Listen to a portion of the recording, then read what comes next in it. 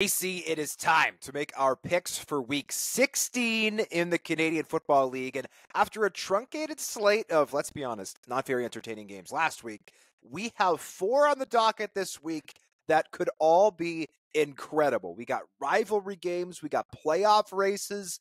I'm jacked for this slate. How about you?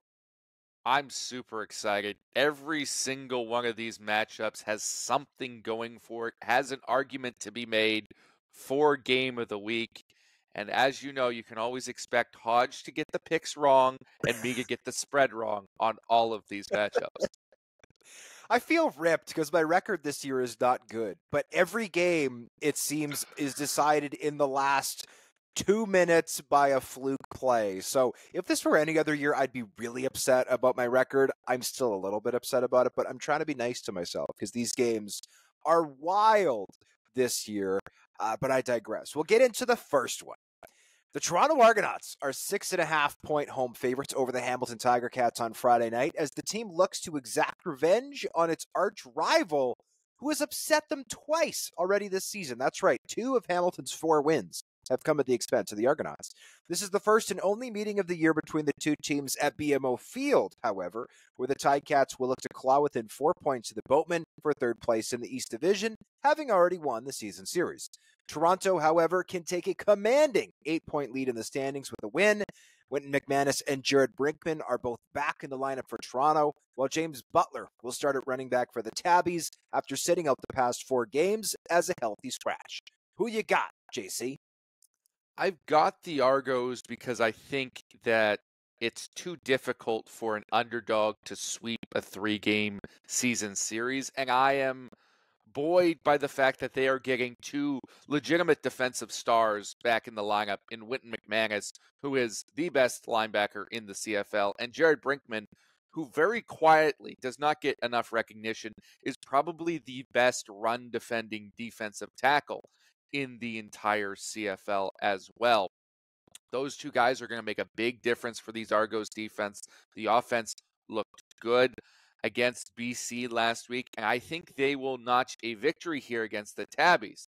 But 6.5 points against a team that's beaten you twice already and is looking really good, has their backs up against the wall in the playoff race, that's way too big for me. I'm going to take Hamilton to cover this one, but Toronto will win. I'm in the same boat as you, JC. I think you have to give credit to the Hamilton Tiger Cats for the changes that they've made as of late, especially that defense under Chris Jones has noticeably improved. So I don't have the Argonauts covering this spread. I do have the Ticats covering it. That being said, you have to take the Argos, I think, to win this game. That trio of Jake Serezna, Ralph Hawley, and Jared Brinkman, I think, is the best interior defensive group in the CFL, and you add in Wynton McManus, a guy who can literally do it all. He's got length, he's got athleticism, he can rush the passer, he can drop back into coverage, he can clean up things in the run game. I think Wynton McManus is a top 5 defensive player in the CFL, maybe top 3, arguably top 1. He is so versatile, so talented. They have missed him for the past 6 games. The fact that he's back, I don't think can be understated. I also think Toronto's receiving core, which was very young, especially following the release of Rashid Bailey, is starting to come around. Chad Kelly, Mackay Polk, I love the chemistry that they demonstrated in a surprise blowout loss of the BC Lions last week. Give me the Argos to win, the Ticats to cover. The Calgary Stampeders are 2.5-point underdogs to the Saskatchewan Roughriders for the late Friday night game, and something's gotta give as the Stampeders are winless in 5, while the Riders are winless in 7. This rivalry isn't as hot as it once was, though it should pick up as the teams are now separated by only 2 points in the West Division standings. Zach Williams is back along the offensive line for the Stampeders, while Saskatchewan will start newcomer Raquel Armstead at running back following his release from the Ottawa Redblacks. JC, which team will end its winless skid? I think it's going to be Saskatchewan here, and I'm just banking on the team that I like the talent level more. The Calgary Stampeders, kudos to them for notching a tie against the Montreal Alouettes last week, but I still don't trust that roster from top to bottom. I think they've got too many problems going on right now, and the Riders are coming off a bye. Hopefully, Corey Mace and his staff has got that team tuned in. Yes, they'll be missing Roland Milligan at boundary halfback. That's a huge loss for this game, as well as Malik Carney at defensive end. Those are two big gaping holes along that defense. I think Reichwell Armstead will give them a little bit more, at least in this game, in the running game. And I don't see any area where the Stampeders are head and shoulders above the Riders right now. If there was a wider spread, I wouldn't take it, but I got 2.5 points. I got the Riders to win and to cover. I've got the Riders to win this, and frankly, I don't think this game's going to be close. Trevor Harris, I think, has been arguably the CFL's best quarterback over the past month. He's got 8 touchdowns, 4 picks. Not amazing numbers, but there aren't really any CFL quarterbacks putting up amazing numbers this year. Yeah, he stared down the coverage at the tail end of the Banjo Bowl, threw a back-breaking interception, but he has not been this team's problem at all. The Riders have a very talented receiving core.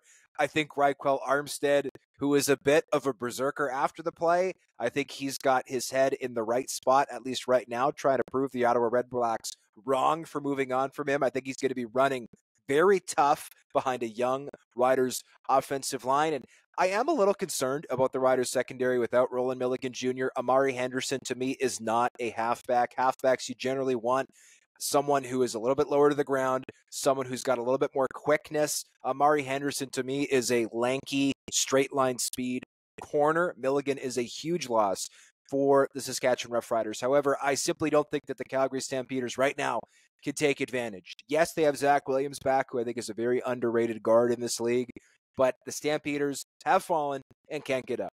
Last week, they got 2 very early fumble recoveries in Montreal Alouettes territory. They also got what I thought was a bit of a gift from the officials, overturning what would have been an Alouettes touchdown off a block punt.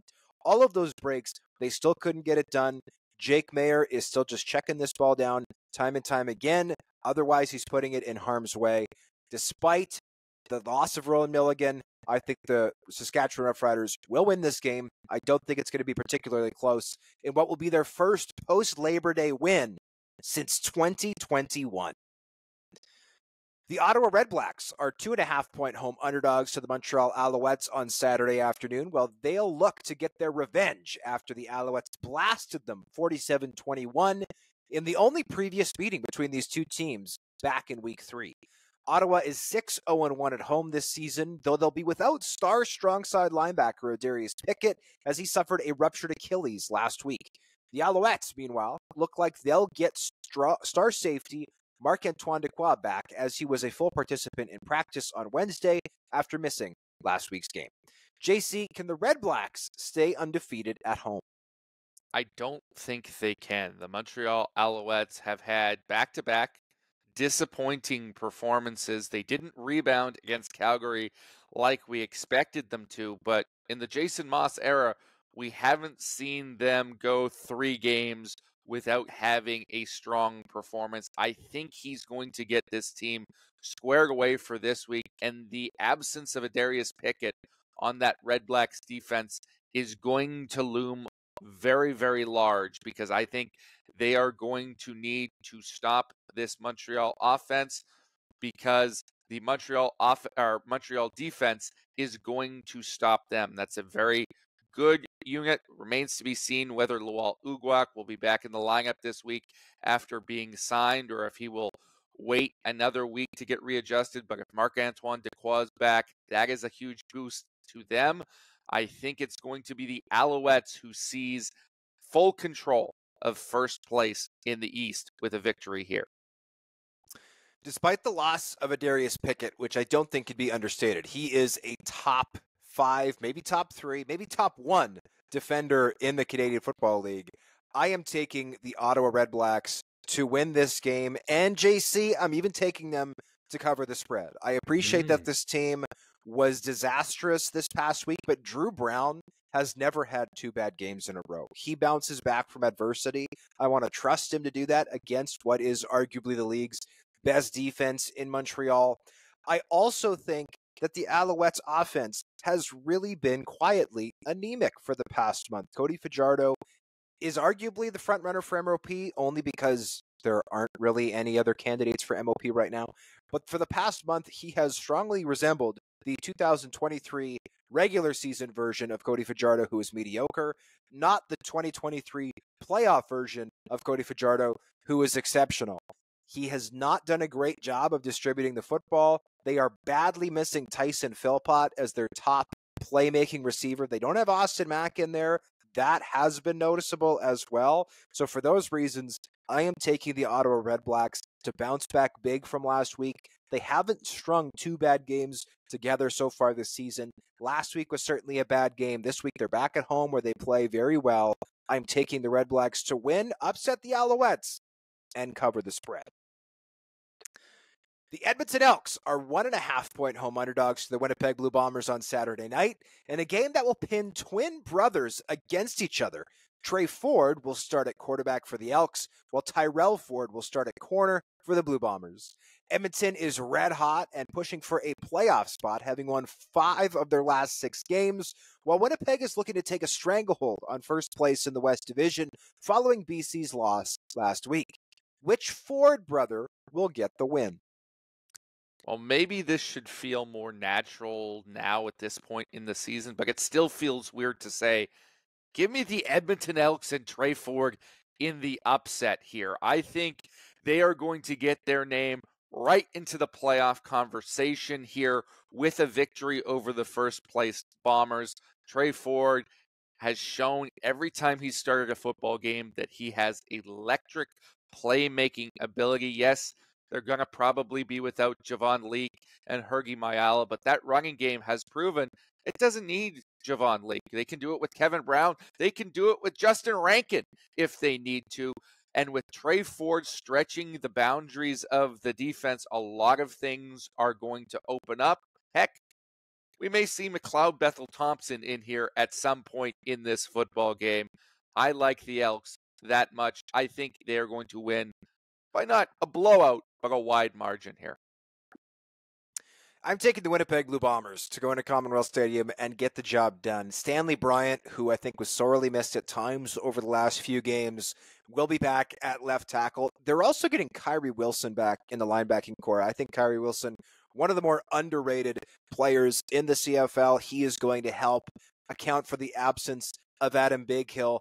A real strong athlete, ran 4.6 coming out of Fresno State. I think he's somebody who's going to help corral Trey Ford. And the Bombers' defense, arguably the best in the league, they have excelled this season when playing against mobile passers. They shut down Nathan Rourke. They shut down Vernon Adams Jr. So far, Jordan Younger, the team's DC, has loved, especially on second and long, to drop 9 back into coverage with a spy.